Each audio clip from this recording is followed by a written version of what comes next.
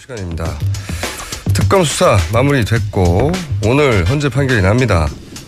하지만 최순실 씨 일가 불법 재산 추적은 헌재 판결과 무관하게 앞으로 계속돼야 한다는 분들이 많습니다. 이 부정축제 재산을 추적하고 있는 분들입니다. 시사인의 주준희 기자 나오셨고요. 안녕하십니까. 네.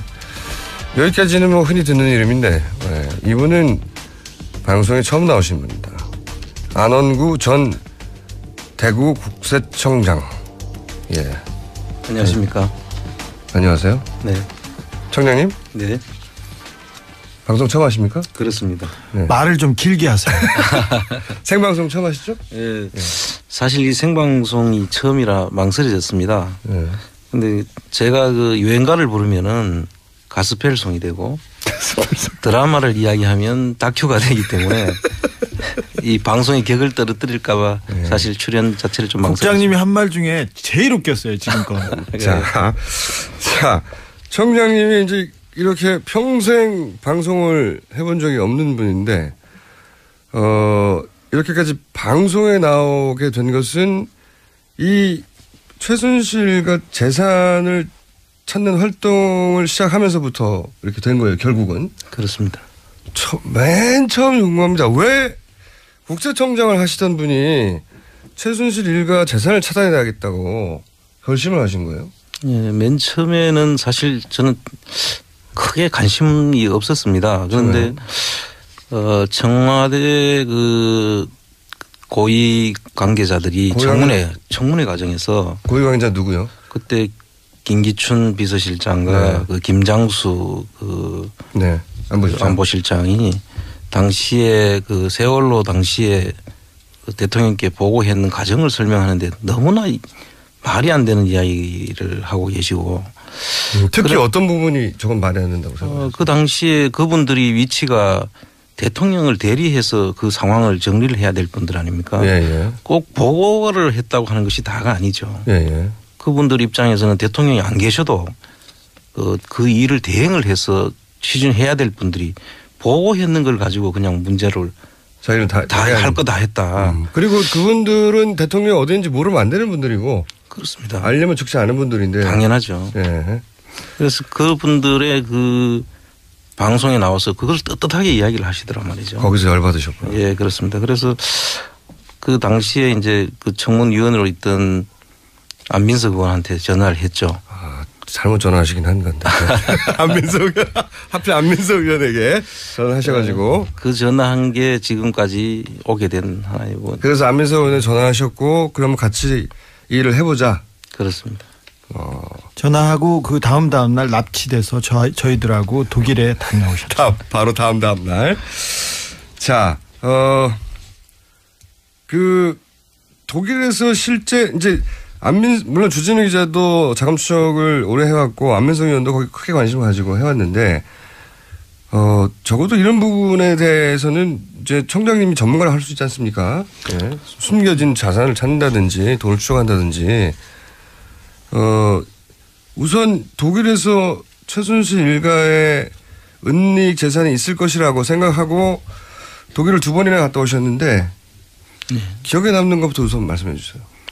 사실 처음 여기에 제가 참가하기 전에 저한테 그 자료를 준 게 하나 있습니다. 그 이분들이 그 추적하는 과정에서 제가 이제 2번째 독일을 가게 됐는데요. 그 자료를 보니까 너무나 이상한 모습으로 저한테 다가왔고 전문가가 딱 보기에 이거는 그냥 바로 이 자체가 문제다. 어떤 자료를 보고 당시에 그 계약서인데요. 앞으로 또 이야기를 하겠습니다마는 그 계약서 내용을 보면 너무 정상적이지 않은 그런 계약이 나옵니다. 일부만 알려주세요. 금액도 한 2천억이나 되고요. 2천억이요? 예. 그래서 2천억짜리 계약서를 보셨는데 그 계약서 내용이 너무나 그 상식적이지 않는 그런 부분들이 있고. 그게 뭐가 너무나 상식적이지 않은지 좀만 설명해 달라고요. 방송 처음이니까 좀 대본대로 하세요. 자, 국장님. 네. 혼자만 너무나 이상하시면 안 되고요. 방송을 듣는 모든 분들이 왜 그래서 이상했구나 이렇게 이해가 가야 되니까. 네, 저 안원구 전 청장님께서 국세청 조사국장을 하셨고요. 그러니까요. 청와대 민정실에 계셨고 정책실에 계셨습니다. 청와대도 경험하셨고 국세청장이셨기 때문에 다 아는 얘기거든요. 그리고 이게. 국제조세관리관을 하셔서 해외 재산이 어디에 숨겨졌는지 그리고 재산을 어떻게 쫓아야 되는지 가장 잘 아는 재산 추적 전문가라고 할 수 있습니다. 그래서 전문가의 눈으로 보기에 그 2천억짜리 계약서가 왜 이상했냐. 그걸 좀 설명해 주십시오. 네, 그 계약서를 보면요. 우선 그 계약서에 그 최초에 그 3년간에 걸쳐서 2천억이 들어오는데요. 3년에 걸쳐서 들어오고 그 다음에 그 2천억이 나중에 다시 또 되돌려 줄 수 있는 겁니다. 그리고 그 재산이 2천억이라는 게 그분들이 가지고 있는 주식의 70%입니다. 아이고 국장님 제가 한마디 할게요. 제가 설명을 잘 못하는데 제가 국장님보다 조금 더 할 수 있을 것 같아요. 최순실 씨 집안에 회사가 심각한 얘기인데 만담이 되고 있습니다 이거. 최순실 씨의 집안에 회사가 하나 있습니다. 최순천 씨의 회사인데. 잠깐만. 참고로 제가 원래 그 대본이 원래 방송에는 있거든요. 그래서 방송 대본을 미리 드렸고 그때 막 열심히 공부를 해오셨는데 제가 대본이 없는 질문을 하자 이렇게 된 겁니다. 제가 잘못한 겁니다. 자, 그럼 주진우 기자 설명해 주세요. 최순실 씨 집안에 서양 네트워크스라는 큰 회사가 하나 있습니다. 최순천 씨의 동생 그렇죠. 회사죠. 네. 그 회사에 있는데 회사에 돈이 2천억 원이 들어옵니다. 그러니까 투자가 들어오죠. 3년에 걸쳐서. 네, 3년에 걸쳐서. 근데 그 투자 조건과 계약을 보면 굉장히 이상하다는 말을 하고 계십니다. 국장님, 어려운 건. 사실 그 계약서 내용에 보면 이 2013, 14, 15년도에 걸쳐서 주식 그 서동건 씨와 최순천 씨가 가지고 있는 주식의 70%를 회사를 아예 인수하는 거잖아요. 사실상 먹는 거죠. 그렇죠. 경영권을 다 넘겨주는 거죠. 그런데 이 70%를 2천억이 들어온다니까 전체로 보면 약 한 3천억 정도 재산 가치가 있다는 거죠. 그런데 그 3천억 되는 것 중에서 2천억을 70%의 주식을 사가지고 갑니다. 그런데 사가지고 갔으면 보통 일반적으로 그것이 끝이죠. 그런데 2015년에 다시 또 되사갈 수 있도록 거기에 대해 해놓고 있습니다. 그런 건 저도 처음 들어봤습니다. 회사를 2천억이나 투자해서 샀어요. 샀는데 그걸 다시 사갈 수도 있도록 해놨다고요? 그렇죠. 그리고 또 그 2천억을 투자를 한 데가 네덜란드에 있는 페이퍼 컴퍼니예요. 알고 봤더니. 알고 봤더니 그리고 페이퍼 컴퍼니에다가 홍콩으로 해서 들어오는데 그 페이퍼 컴퍼니에 들어간 돈의 원천이 AEA라는 그 펀드에서 들어오는 겁니다. 그래서 그 지역도 그렇고 또 다시 되사갈 수 있다는 것도 그렇고 해서 이 문제가 있는 것 같다라고 하면서 살펴보다 보니까 또 공교롭게도 2013년도에는 이 서양 그 네트워크스라는 회사가 최순실 씨 가족이 운영하는 최순실 씨의 서동건 씨의 회사가 그 세무 그 조사를 유예를 받을 수 있는 그 모범 납세자 상을 받습니다. 2013년도에. 그래서 그건 어떤 의미가 있습니까? 그렇게 되면 모범 납세자 상을 받게 되면은 그 해에 그 세무 조사가 없이 그 유예를 받을 수가 있습니다. 그래서 돈이 들고 나는 거를 조사를 일단 안 당하게 되죠. 안 당하게 된다. 그래서 이거는 상당히 그 모든 것이 기획된 내용으로 볼 수밖에 없고 그래서 이게 반드시 한번 확인을 해봐야 되겠다 하면서 제가 여기에 합류를 하게 된 것이죠. 그러면 의심하시기로는 그 돈이 그런 조건으로 투자됐다가 빠져나가는 게 너무 이상하다. 그렇죠. 의심되시기로는 그 해외에 있던 최순실 씨의 자금이 숨어 있던 자금이 합법적으로 들어오는 루트로 삼은 것이다. 이렇게 이해하셨습니까? 그럴 수도 있다. 일단 합법적인 루트는 뭐 그 큰 루트의 의미라기보다는 그 돈의 2천억이 과연 그 회사 가치가 그것도 네덜란드에 있는 펀드가 한국에 있는 회사의 가치를 어떻게 평가할 것이며 그 돈이 2천억이 그 평가가 되는 금액인지에 대한 의심이 먼저 들었고요. 먼저 들었고 그건 당연히. 그다음에 2천억이라는 돈을 한국에다 투자한 그 자금의 원천이 과연 어디일까 하는 의심이 들었고요. 그러니까 숨겨져 있던 비자금이 그런 식으로 한국으로 들어올 수도 있다라는 생각이 들었죠. 네. 자, 그래서 독일을 가셔서 그 네덜란드 회사를 가봤더니 주준 기자가 거기 가봤다는 거 아닙니까? 네. 갔더니 아주 시골 마을입니다. 변두리 시골 마을에 그냥 덩그러니 집 한 채가 있습니다. 3층짜리 집 한 채가 있는데 1층 사무실을 그것도 나눠서 쓰는 전형적인 페이퍼 컴퍼니였습니다. 그래서 제가 2천억을 투자할 만한 회사면 어마어마한 빌딩이 있어야 되잖아요.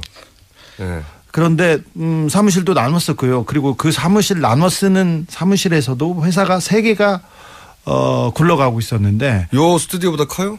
더 작죠. 이 스튜디오 절반만 합니다. 그리고 있는 사람들도 전체 있는 사람이 2명이었고요. 지나가는 분들이 몇 명 있었고.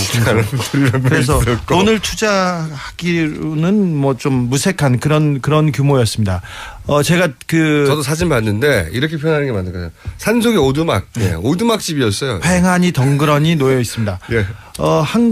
서양 네트워크스가 아이들 옷을 파는 그런 섬유 회사인데요. 그냥 옷 회사인데 우리나라에 있는 그 의류 옷 회사에 해외에서 수천억 대, 수백억 대라도 투자한 액수가 투자된 경우는 없었습니다. 그렇죠. 그리고 네덜란드 회사가 갑자기 한국에 홍콩을 통해 가지고 옷 회사에 2천억을 투자했으면 어마어마하게 큰 뉴스잖아요, 사실은. 그렇습니다. 그리고 이제 자금도 흘러 들어오는 경로가 네덜란드 그다음에 페이퍼 컴퍼니에서 홍콩으로 또 들어옵니다. 그 홍콩에는 리엠펑이라는 그 세계적으로 굴지 회사 이름을 쓰게 되는데요. 그 세계 굴지의 그 리엠펑이 자체가 하는 것이 아니라 또 하나의 리엠펑 아시아라는 또 회사를 하나 만드는 것 같습니다. 그래서 그쪽에서 다시 그 서양 네트워크스로 들어오는 걸 과정을 봐서 지금 현재 그 돈이 어디에 어떻게 지금 있는 건지 그분은 개인 재산으로 분류돼야 되지 않습니까? 개인의 주식을 팔았으니까. 그렇죠. 그 법인에 들어간 게 아니라고요. 따지고 보면 투자라기보다는 주식을 양도한 거죠. 그렇죠. 회사를 산 거죠. 보통 용어로 하면. 그렇죠. 주식을 사서 회사를 경영을 하게 되는 거죠. 그렇다면 그 자산은 개인 명의로 지금 어디에 있을 텐데 회사에 들어가지 않았을 테고 그렇죠. 그 부분에 대한 추적도 필요하다고 봅니다. 사실 이런 경우라면 네덜란드에 있는 어떤 분이 한국에 있는 옷 만드는 회사를 2천억을 주고 사가지고 경영직을 인수한 거니까 거기는 지금 네덜란드 경영진이 쫙 깔려 있어야 돼요. 그렇죠. 일반적인 경우라면. 없어요, 근데. 그런데 리엠펑 회사에서 그걸 경영을 하도록 해놨죠. 네덜란드에 있는 그 페이퍼 컴퍼니도 규모가 어느 정도는 돼야. 그러니까요. 페이퍼 컴퍼니를 통해서 투자를 할 수 있습니다. 근데 규모가 어느 정도는 돼야 됩니다. 사무실에 여직원이라도 좀 있어야 되는데요. 남직원 몇 명이라도 이렇게 분주하게 막 2천억을 투자한 회사니까. 근데 그 1인 회사였어요. 그리고 그분이 숨어있는 갑부 아니에요? 그분이 그 한국과 전혀 인연이 없고요. 한국에 투자한 적이 없다고 얘기하고 있습니다. 신기하네요. 그게 바로 페이퍼 컴퍼니입니다. 또 그렇게 해놓은 것이 페이퍼 컴퍼니죠. 자, 이게 한 예입니다. 한 예. 제가 앞에 이번에 가셔서 뭐 인상적이었던 이야기 한번 해달라고 했더니 이야기가 길어졌습니다. 내용이 제가 보기에는 방송을 많이 하시면 대략 2분 내에 끝낼 내용이었거든요.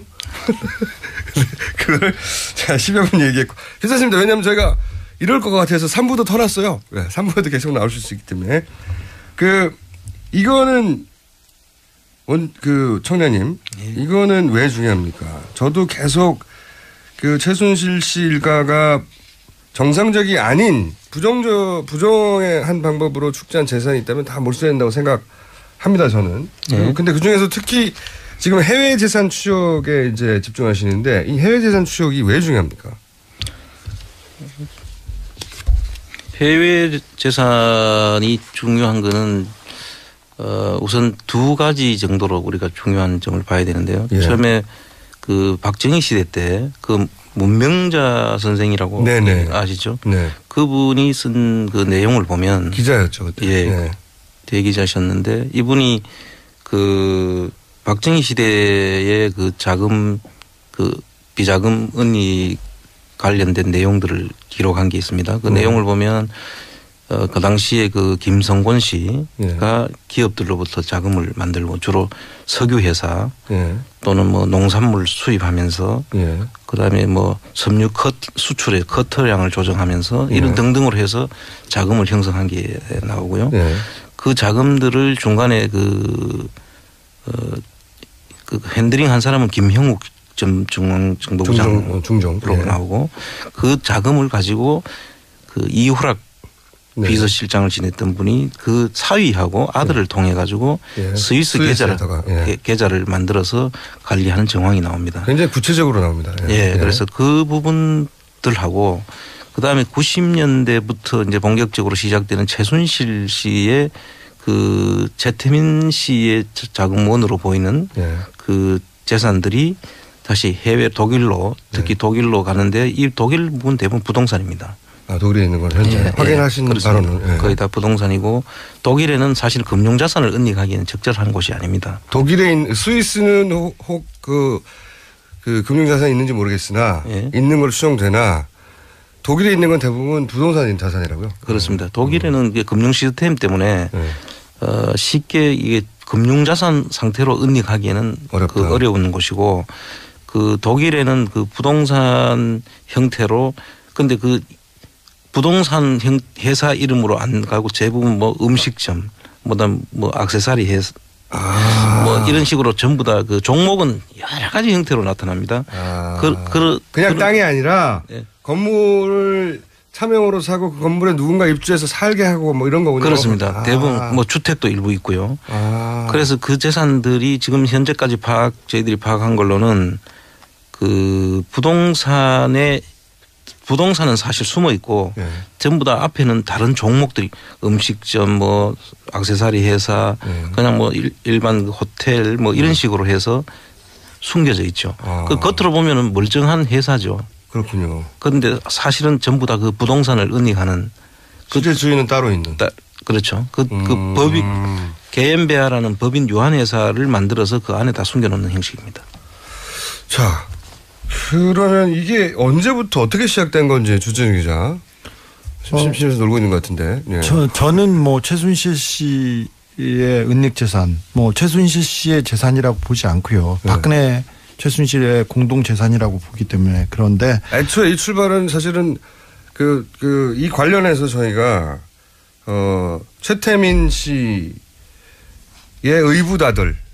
아들이죠. 가족들만 알고 있는 건 있을 수 있으니까요. 조영래 씨 얘기를 들어보면 결국은 박정희 대통령 뭉식 돈으로부터 시작됐고 그것이 최태민 씨로 넘어갔고 최태민 씨에서 그 최순실 때로 넘어갔고 그 돈이 종작 돈이 이렇게 쭉 흘러온 거거든요. 네? 그렇습니다. 박정희 대통령 시절에 미 프레이저 보고서, 국무부에서 조사한 프레이저 보고서를 보면 박정희 대통령이 비자금 계좌를 스위스에 만들어서 차관이라든지 그리고 해외에서 들어오는 돈의 퍼센티지 뽀찌를 띄었죠. 그래서 계좌를 만들고 재산을 은닉했습니다. 박정희 대통령의 주변 사람들 김영욱, 박종규, 차지철, 이우락 이런 모든 사람들이 스위스의 계좌를 가지고 있고요. 뉴욕 주변에 대저택을 가지고 있습니다. 이런 식으로 재산을 해외로 은닉했는데 1979년 박정희 대통령이 12.16으로 가시고 나서 스위스 계좌에 대한 그 정리가 잘 되지 않았다고 저는 듣고 있어요. 그래서 그 이후에 그 재산이 어느 정도는 남아서 스위스와 독일로 이렇게 흘러들었다고 합니다. 스위스 금융 관계자들을 이렇게 보면 스위스의 한국 사람 계좌로 보이는 괴자금, 굉장히 많은 자금들이 계속해서 왔다 갔다 합니다. 채권 시장에서도 그렇고 금 시장에서도 그렇고. 그런데 그 부분의 상당 부분은 저는 박정희 대통령과 관계가 있는 돈으로 보고 있습니다. 그래서 그 돈이 스위스를 기반으로 그 근처에 있는 독일로 80년대, 90년대 이렇게 움직이면서 이게 그 현금화보다는 그 부동산이나 다른 회사로 만들어지고 있다고 봅니다. 1992년도에 유벨이라고 정윤회, 최순실 그리고 유아무개 씨라는 사람이 직접 회사를 만들면서 그게 첫 번째 페이퍼 컴퍼니? 아니요, 그건 회사죠. 근데 거의 페이퍼 컴퍼니인데 네. 다 회사 페이퍼 컴퍼니인데 페이퍼 컴퍼니죠. 그 최순실의 이름이 92년에 처음으로 독일에 지금 뭐 수백 개가 될지 수천 개가 될지 모른다고 하는 페이퍼 컴퍼니 첫 번째가 출발한 겁니까? 네, 그렇습니다. 아하. 그리고는 그 이후에는 몇몇 페이퍼 컴퍼니나 컴퍼니를 통해서 보이는데 최순실 씨가 독일에 올 때마다 80년대 90년대 독일에 올 때마다 호주머니에 3만 유로 정도 3만 유로 5만 유로를 들고 다녔어요. 항상. 굉장히 큰 돈이죠. 그리고 그 돈을 항상 모든 돈을 현찰로 썼습니다. 90년대 2000년대 지나서 독일의 마장에서 아시다시피 장시호 씨하고 정유라 씨가 승마를 하지 않았습니까? 말을 살 때 30만 유로 50만 유로를 현찰로 내서 독일 현지인들이 다 까무러칠 정도로 놀라는 그런 일이 있었습니다. 참 정리가 안 되게 얘기합니다. 그러면 다시 찬찬히 거슬러 올라가가지고 질문이 꼬여서 그렇습니다.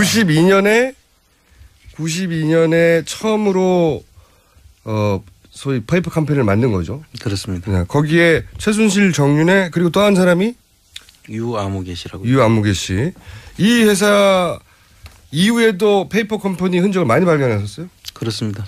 그 뒤에도 뭐 여러 군데서 나타나죠. 페이퍼 컴퍼니. 그 뭐 숫자는 다 세어보진 않았지만 예. 그 설립했다가 청산했다가 설립했다 청산했다 하는 것까지 따지면은 뭐 엄청난 숫자가 되죠. 국내에서도 하던 일이니까요. 그렇습니다. 똑같은 하던 일인데 만들었다가 없애버리거나 만들었다가 이름을 바꾸거나. 예. 그런 형태로. 그 독일에서도 그게 계속 반복됩니까? 그렇습니다. 그때 이제 독일의 교포들 이름을 쓰죠. 본인이 직접 등장할 수가 없으니까. 92년도에 처음에 등장을 했다가 98년도에 없어진 다음부터는 그 본인들 이름은 사라집니다. 예. 예. 그래서 그 뒤에는 아예 그분들의 이름은 등장을 하지 않고 그 뒤부터는 그 조력인들이 중심이 돼서 이루어지는 걸로 봐서는 일종의 점조직 같은. 그래서 사실 어떤 한 줄기 한 세 갈래 정도 줄기로 저희들이 보고 있는데요. 그 줄기를 벗어나면 자기들끼리도 사실 잘 모르는 것 같아요. 그러면 세 가지 정도 줄기라는 건 어떤 줄기입니까? 어떤 특정 종교인 쪽 라인이 하나 있고 그다음에 이제 기업인들 그러니까 그 한독 경제인회를 중심으로 하는 그 유명한 한독 경제인회 쪽을 중심으로 하는 라인이 하나 있고 그다음에 아까 지금까지는 아직 확정할 수는 없는데 유아무개 씨처럼 교민들을 중심으로 해서 물론 그 안에는 다 이렇게 교민들은 뭐 이름은 다 섞여 있습니다만 크게 한 세 갈래 정도로 봐야 되지 않을까. 종교 라인, 기업 라인, 교민 라인 세 가지 정도가 뒤섞여 있지만 크게 분리하자면 그렇게 카테고리가 나뉜다. 예. 카테고리를 나눌 수 있었다는 건 샘플들이 많이 있었다는 얘기네요. 그렇습니다. 자, 대략 한 10분 내에 끝낼 얘기를 20분 정도 했습니다. 저희가 잠시 쉬었다가 3부에서 주진우 기자 그리고 안원구 전 대구지방국세청장님과 함께 최순실 해외 자금 추적에 대한 이야기 이어가겠습니다. 3부에서 뵙겠습니다. 2부에 이어서 제가 이 질문을 청장님한테 드려볼게요. 처음에 합류하셨을 때 오랜 시간 이 재산을 추적해왔던 주진우 기자나 안민석 의원이 이런저런 얘기를 막 했을 거 아닙니까? 이런 식으로 돈이 이제 해외로 빠져나갔다. 네. 전문가가 보시기에 처음에는 그럴 리가 없다고 생각하지 않으셨을까요? 네, 처음에는 저도 안 믿었죠. 독일에 같이 안 가시려고 하더라고요. 그럴 리가 없다고? 네. 저를 좀 소원하게 또 보고. 그랬었습니다, 사실. 네. 근데 이제 처음에는 믿을 수가 없었죠. 지금도 아마 우리 국민들이 대부분 처음에 그렇게 믿고 있을 겁니다. 저하고 똑같이. 그런데 그 당시에 반신반의하면서 거의 사실 아까 주 기자가 말씀하셨지만은 끌려가셨어요. 끌려가다시피 갔죠. 그런데 가서 확인하면서 이거는 정말로 이거는 내가 해야 될 일이다. 또 이거를 확인하지 않으면 안 되겠다. 네. 정말 확인하면 할수록 하나의 암덩어리처럼 엄청나게 큰 뭔가 있다. 그래서 사실 지금은 제 일처럼 돼버렸죠. 그래서 처음에 그 생각들이 많이 바뀐 겁니다, 지금. 저희가 독일 취재 갈 때마다 생각하는데 프랑크푸르트는 거대한 순실의 왕국 같아요. 공항에 내리지 않습니까? 그러면 최순실 씨 집안의 보모조차도 VIP, VVIP 대접을 받았어요. 그 항공사와 영사관과 모든 데서 도움을 받았고요. 그리고 은행, 그 다음에 다른 한인 단체들, 종교 단체들이 최순실 가를 위해서 유기적으로 움직이는 게 지금도 보입니다.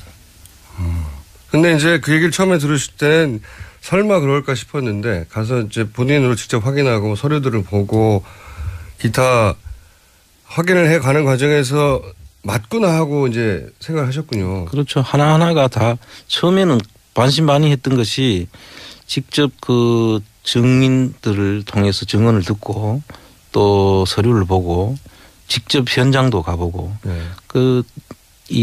저희들이 지금 할 수 있는 건 지금 다른 방법은 없습니다. 서류를 뭐 우리가 수사권이 있거나 조사권이 있는 상태가 아니기 때문에 그분들 말을 듣고 이제 크로스 체크를 하고 이렇게 이제 현장도 직접 가서 보고 이랬는데 거기 페이퍼 컴퍼니 있다고 그러면 거기 가서 진짜 페이퍼 컴퍼니인지 아닌지 가늠해 보고 가보고 거기에 있는 사람들을 만나서 대화도 해보고 그 정말 발로 뛰고 만나고 현장에서 전부 다 지금 저희들이 확인을 하고 있죠.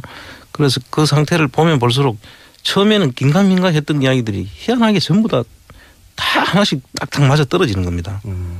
그래서 이게 뭐지 하는 지금 정말 뭐 홀린 것처럼 그냥 단순하게 듣던 이야기인데 가서 그럴 일 없어 하다가 정말 그렇게까지 했을까 했는데 가서 들어보면 그게 다 현실로 나타나니까 충격이셨겠어요 처음에.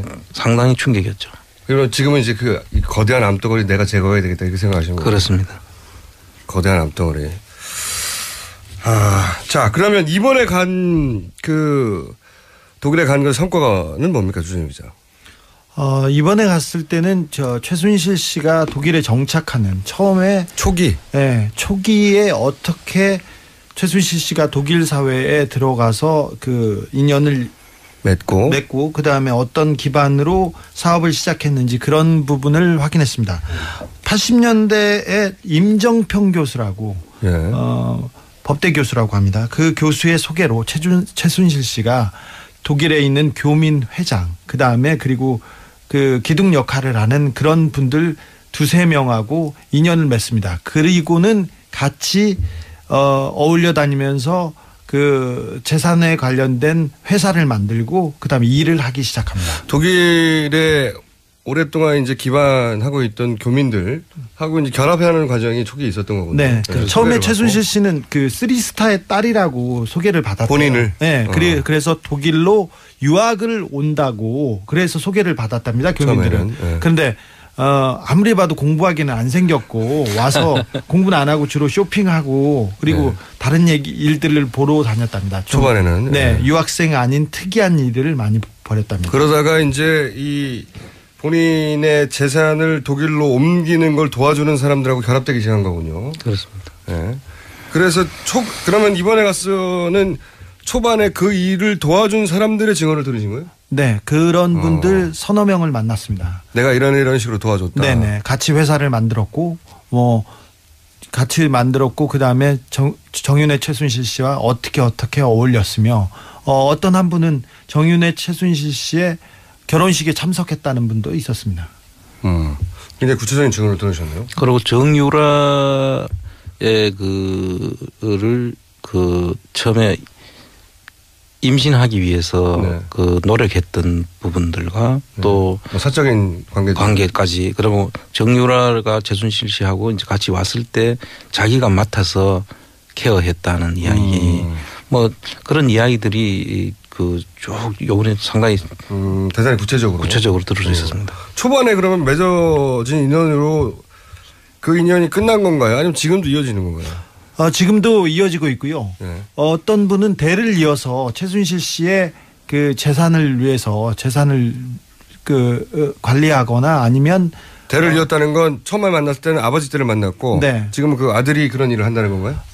최근에 정유라 씨의 그 보호자 그리고 뭐 도피를 도와주고 있다고 지목된 데이비드 윤이라는 분이 있지 않습니까? 네. 그분의 아버지와 그 최순실 씨가 굉장히 가까운 사이였어요. 초반에 네, 그분이 박 대통령이 삼촌이라고 불렀다고 하고. 그렇죠. 그렇습니다. 최순실 씨는 오빠라고 불렀었는데요. 그분은 한국 그 파독 광부셨고 제독 동포의 대부 같은 분이세요. 그 성격도 호방하시고 그리고 인맥도 넓고 한국에 있는 정관계하고도 굉장히 넓은 인맥을 과시합니다. 그리고는 이분이 많이 베푸셔서 지금도 주변에 사람이 많이 따릅니다. 그런데 그분을 만나서 초기에 최순실 씨를 도와줬던 그분을 만나서 그분을 통해서 직접 들으신 얘기예요? 네, 그렇습니다. 처음에 이런 식으로 정착을 했다. 네. 그리고 이런 식으로 재산을 부동산으로 바꿨다. 초반의 방식이 거기서 나온 거네요, 그러면? 부동산으로 돈을 어떻게 은닉했다 이런 얘기는 안 하셨고요. 처음에는 때리려고 그랬어요, 저희를. 근데 그 이후에 얘기를 하면서 사적인 최순실과의 관계, 그다음 그 이후에 이어져 왔던 이야기들을 계속 하시기 시작하셨습니다. 그러면 그 아들 때인 데이비드 윤은 어떤 역할을 했는지 구체적으로 나옵니까? 이번에 그 편지도 나왔던데? 그 편지 부분은 제가 교도소나 구치소 쪽에 또 누나들을 많이 알고 있어서 그런 거는 다른 쪽에서 어떻게 얻었는데 오늘 브리핑에서 잠깐 소개했는데 보면 편지에 이제 최순실 씨, 그러니까 박근혜 대통령이 당선되고 나서 우리가 이제 돈을 벌어보자 이런 얘기가 있어요, 보면. 네네. 같이. 예. 그 나오는 회사가 굉장히 중요한데 이번에 특검 조사에서도 그 회사를 최순실 씨와 관련된 최순실 씨의 회사로 보고 CNI 참여회사로 보고 조사를 했습니다. 그러니까 이 CNI라는 회사는 초기에 최순실 씨의 정착을 도와줬던 분의 아들이 그 세계일보 전 사장의 아들에게 편지를 보내서 그 편지의 내용을 보면 같이 돈을 잘 벌어보자 이제. 네, 그렇죠. 최순실 씨가 굉장히 중요해졌다. 네. 이런 그러니까 최순실 씨와 돈을 같이 벌 일이 있었던 거죠. 네. 그 사이드에서. 그래서 그 CNI라는 회사를 통해서 우리가 어떻게 집중하면 우리의 꿈이 이루어질 거야 이런 얘기인데 그 회사가 그 세계일보 전 사장이 만들었다고 그분은 얘기하고 있습니다. 자기와 자기 주변 사람이 5억을 내서 투자회사를 만들었다고 합니다. 종교재단 지도자인데. 근데 투자회사를 만들었고 데이비드 윤하고는 전혀 관계가 없다고 얘기를 하고 있으나 데이비드 윤은 이미 5년 전에 자기가 편지에서 이 회사가 중요해질 거야. 그리고 최순실 씨하고 같이 해서 꿈을 이룰 거야. 이런 얘기를 해요. 돈을 많이 벌어보자는 얘기 계속 나와요. 심지어는 그 사람들이 우리는 드림팀이야 이렇게 하고 있죠. 드림팀이야. 네. 그러니까 그때 이어졌던 인연은 지금도 이어지고 있고 그 구체적인 회사도 등장을 한 것이고 페이퍼 컴퍼니는 너무 많고 현재 그렇죠. 그리고 또 한 가지 갈래 아까 이제 종교계, 기업계, 교민 이렇게 세 갈래로 도움을 얻었고 그렇게 그 도움을 얻어서 그분들 이름이나 관계자 이름으로 다 페이퍼 컴퍼니 만들어져 있다.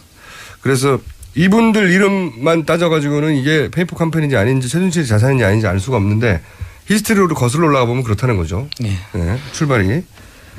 또 한 가지 덩어리가 이게 있지 않습니까? 지금 얘기한 건 최순실 씨가 나중에 독일로 옮긴 자산에 관한 의혹들이라면 애초에 이제 스위스은행과 관련된 또 의혹들이 있지 않습니까? 이거는 박정희 전 대통령 생전에 그쪽에 계좌가 있지 않았을까 하는 미 의회 보고서도 있고 그걸 추적했던 우리나라 기자의 그 메모들도 있는데 이 스위스은행 관련해서는 유경수 여사의 언니 유긴순 씨 장남 홍세표 씨가 또 연관이 있는 의혹이 있다면서 이게 내용이 어떻게 되는 겁니까? 그 홍세표 씨가 그 유경수 여사의 언니 유긴순 씨의 장남으로 돼 있는데요. 이분이 74년에서 76년까지 그 외환은행 프랑크푸르트 지점장으로 근무를 하면서 그 당시에 외환은행 스위스 사무실을 개소를 합니다. 없다가. 그래서 이 시점이 이제 좀 눈여겨볼 만한 대목인데요. 그 74년과 76년은 그 당시에 그 이우락 비서실장이 그 박정희 대통령 눈에 벗어나 가지고 미국으로 갔죠. 그 한때 외국으로 그때 지금 그 내용으로 보면 바하마로 도망을 간 걸로 되어 있습니다.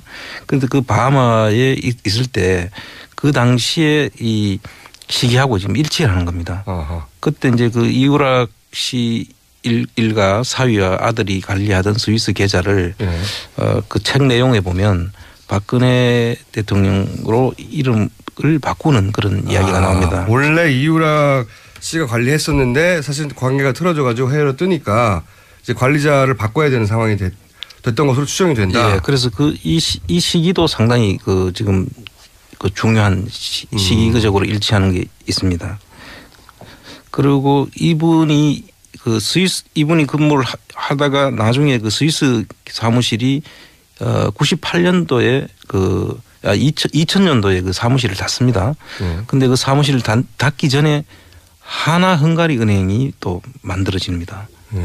그래서 지금 그런 부분들은 앞으로 이제 계속 제보도 있고 저희들이 좀 더 추적을 해야 될 부분이라고. 박정희 전 대통령의 비자금이 스위스에 있는 것이라고 저희가 주장하는 게 아니라 이미 미 의회 보고서에 그때 나왔습니다. 그렇습니다. 예. 벌써 40년 전에 나왔는데 그 이후로 그 자금에 대한 추적이 있었던 적이 없죠. 그렇습니다. 없는데 지금 이제 최순실 자금을 찾다가 여러 가지 찾다 보니 그 관련 흔적들이 나오기 시작하는 거죠. 그렇습니다. 예, 조금씩 나오기 시작한 겁니다. 이거는 박정희 대통령 생전에 그쪽으로 넘어간 금액이 아닐까 하는 것이고 그렇습니다. 최순실 자금은 그 사후에 만들어진 뭉칫돈이 최태민, 최순실로 넘어가서 해외까지 갔다. 큰 갈래가 두 개가 있는 것이죠. 예, 그렇습니다. 예. 그리고 또 중요하게 앞으로 봐야 될 인물이 또 누가 있습니까? 그 양혜경 전 삼성 유럽 본부장 얘기도 자꾸 등장하던데요. 이분이 소위 기업 카테고리에 관련된 분입니까? 네, 일단은 저희들은 그렇게 보고 있습니다. 지금 아직까지 그분을 저희들이 몇 번 만나려고 시도도 했고 연락도 하고 그렇게 했는데도 불구하고 계속 미루고 저희들이 집을 일단 찾아갔었을 때는 그 집이 비어져 있었습니다. 아, 예. 그래서 이분은 계속 저희들을 지금 피하고 있다고 보여지는데요. 그분들을 이제 그분을 만나 봐야 되겠다고 한 게 이런 데 이유가 있는 거거든요. 그런데 이분이 관여했다고 추정하는 뭐 배경이 있을 거 아닙니까? 근데 일단 삼성이 독일에서 정유라 최순실 씨의 딜을 다 봐줬고요. 그리고 양혜경 씨의 인맥들이 주요 자리로 다 포진합니다. 미얀마 대사로 간 그 분도 양혜경 씨의 부하였고요. 그다음에 포스코 권어준 회장 이번에 다시 이 탄핵 와중에도 재신임이 돼가지고 그 임기를 이어간다는데 이분도 그 양혜경 사장과 막역한 그 제독 그 경제인의 소속 사람들입니다. 다 연결되네요. 네. 그리고 하나은행의 이상화 지점장 있지 않습니까? 계속 문제가 되는. 네. 대통령이 그렇게 승진을 시키라고 몇 단계를 그냥 뛰어서 승진을 시키라고 했던 사람도 그 양혜경의 학교 후배고 그 단체에서 그 막내 일을 하던 사람들입니다. 그래서 양혜경 사람들이 주로 최순실가에서 그리고 박근혜 정권에서 중요 자리에 포진합니다. 중요하게 프랑크푸르트만 들렸다가 그리고 양혜경 주변만 들렸다가 가면 한국에서 좋은 자리를 받고 있습니다, 지금. 지금 그 한독 경제인회는 이분이 만드셨고요. 아예 양혜경 씨가 만드셨고 또 여기서 이 미얀마 대사도 배출됐고 뭐 많이 그렇습니다. 배출됐죠. 지금 코이카 이사장도 배출됐고 여기에 언급 안 된 한 열 몇 분이 지금 주요 보직에 가 있더라고요. 그러니까 찾아보시니까 그래서 이분들이 그냥 된 것이 아니다 그런 생각이 들고 또 고대 교우회장을 지내신 분이 홍세표 씨예요. 앞에서 말하는. 유럽. 스위스 사무실을 개소했던 분. 그분의 고대 교우회장을 하실 때 양혜경 씨가 또 고대 교우회에 간사를 맡으셨어요. 다 연결돼 있군요. 다. 이상화 씨도 고대 교우에서 또. 그러니까 박근혜 대통령의 친인척 라인에서 거기서 교우회나 거기서 혹은 독일에서의 인연이나 이런 식으로 형성된 거군요. 그리고 지금 현재 그 정유라의 말과 관련된 부분들에 보면 그 정유라 말 관련해서는 이분의 직간접적으로 도움이 있었다는 정황이 이분이 IOC 쪽에 그 승마 관련한 상당히 그 인맥이 엄청나게 넓다고. 양혜경 씨가요? 양혜경 씨가요. 그래서 아마 승마 관련한 일들의 대부분이 이분의 그 커넥션이나 도움이 있었지 않을까. 그런 추정들이 있다. 네. 그런데 그래서 한번 확인해 보려고 만나고 싶었으나 만날 수는 없었다. 여러 차례 시도했으나. 그런데 독일에서 저희가 취재를 하면서 계속해서 양혜경 씨의 이름이 나옵니다. 그래서 한 축의 정점에는 양혜경 씨가 있는 것이 아닌가. 네. 예. 그런데 그 양혜경 씨를 또 거슬러 올라가 보면 유영수 여사의 언니의 장남 홍세표 씨하고도 관련이 있다는 거죠. 예, 네. 그 고대 교유에 굉장히 오래 올라가야 되나요? 이걸 파악해 보려면. 네, 그렇습니다.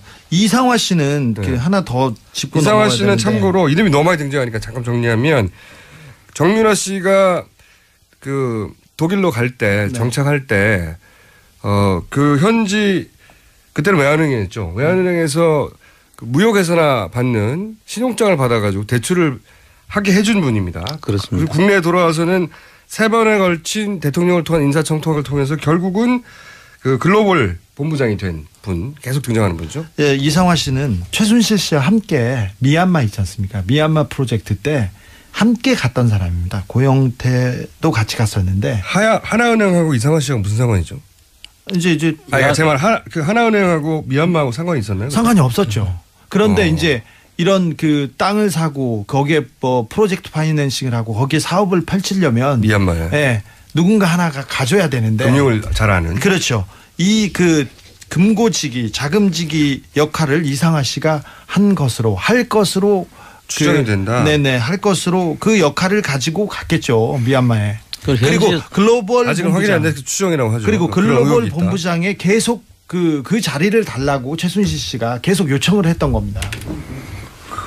그렇죠. 그리고 현지에서 들은 이야기는 그 이상화 씨가 그 현지 부동산도 상당히 그 최순실 씨 쪽에다가 소개도 하고 알려줬다는 그런 이야기. 독일 그 지점장을 할 때. 그건 팩트입니다.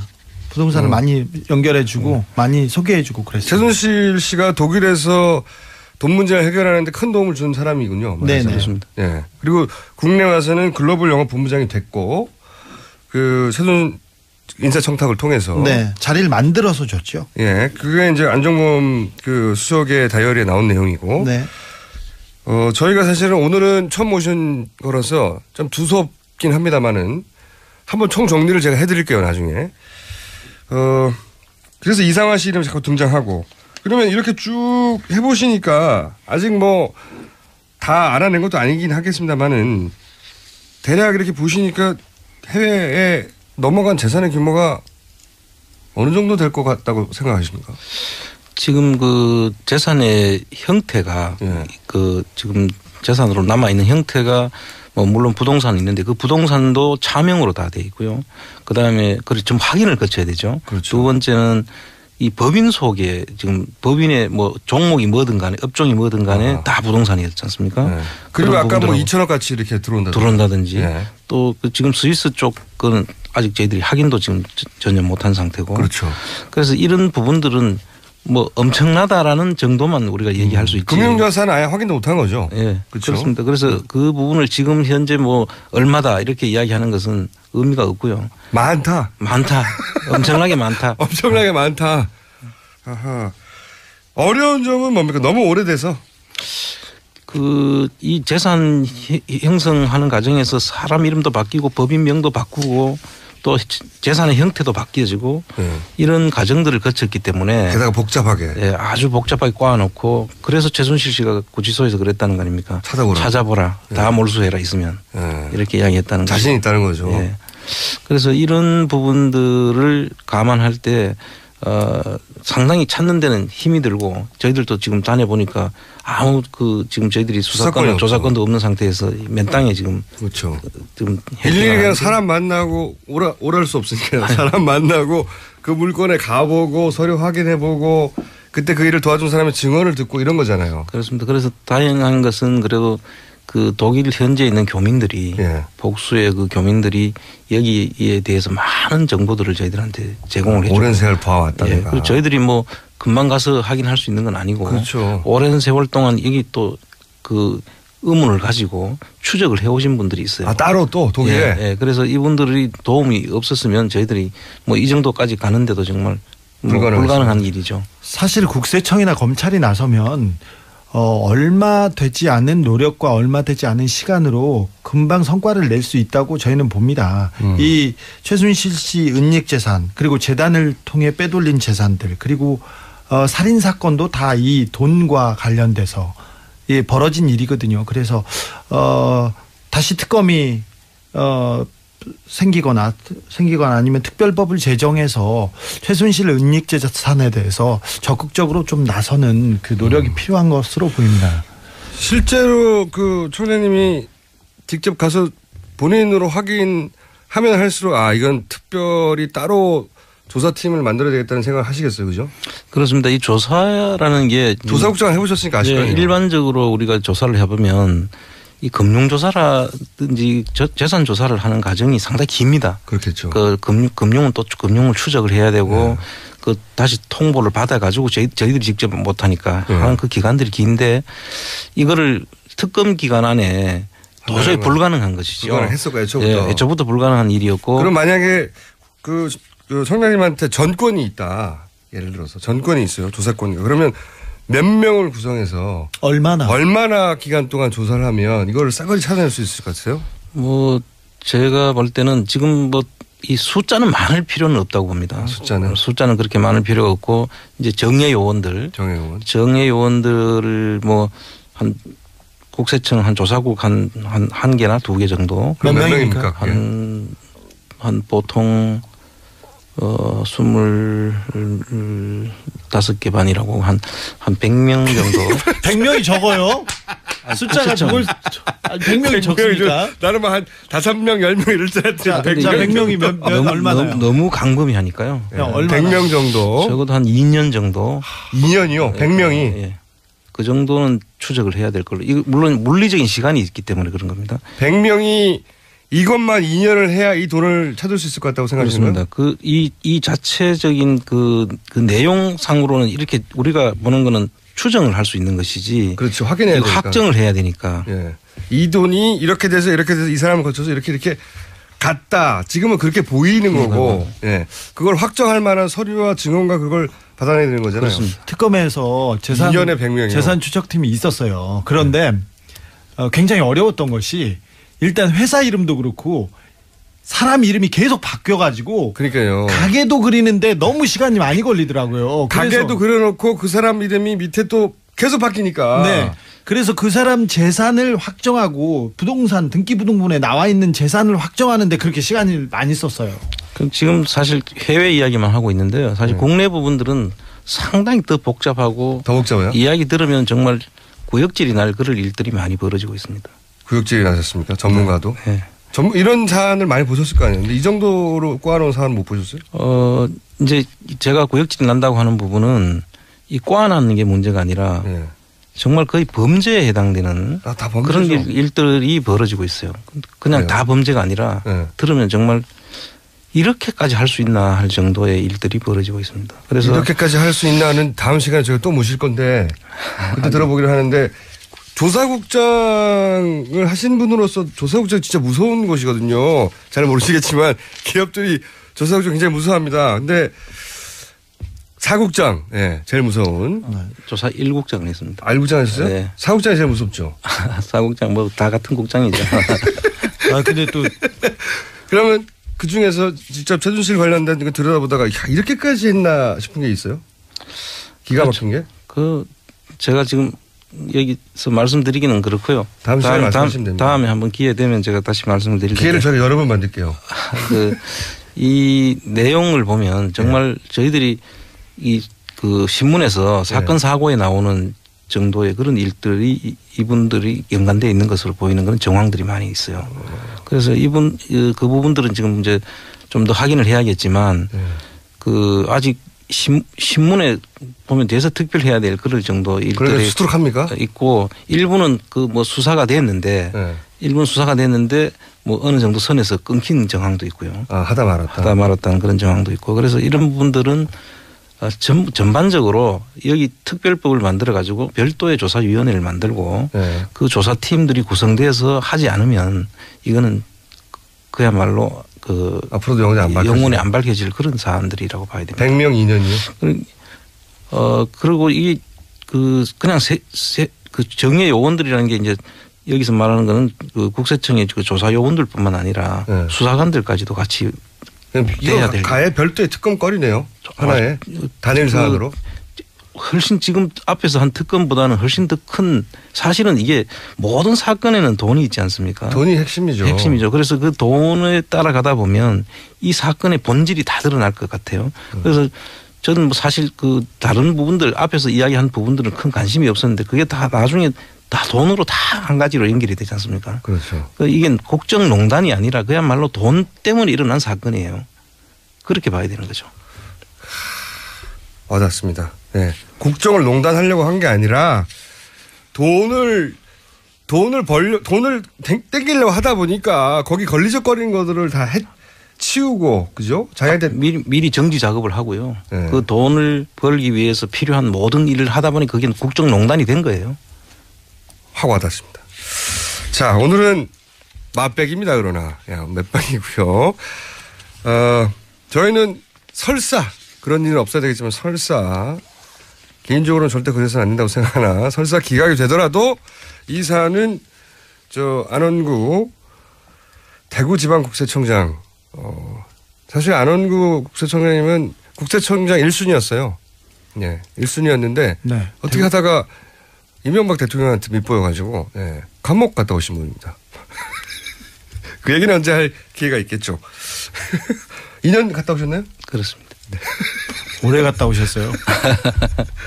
자, 오늘은 맛백이고 기각이 되든 인용이 되든 저는 안원구 국세청장님과 함께 앞으로 이 재산 찾아가는 과정 코너로 아예 만들까 생각 중이고요. 다시 모시겠습니다. 오늘 첫 방송 어떠셨어요? 소감이? 제가 하면은 전부 다 다큐가 돼가지고 사실 이 방송에 격을 떨어뜨릴까봐 제가 상당히 걱정을 했었습니다. 격이 별로 없어요. 저희가. 오늘 여기까지 하겠습니다. 시사인의 주준희 기자 그리고 안원구입니다. 안원구 전 대구지방국세청장님이었습니다. 감사합니다.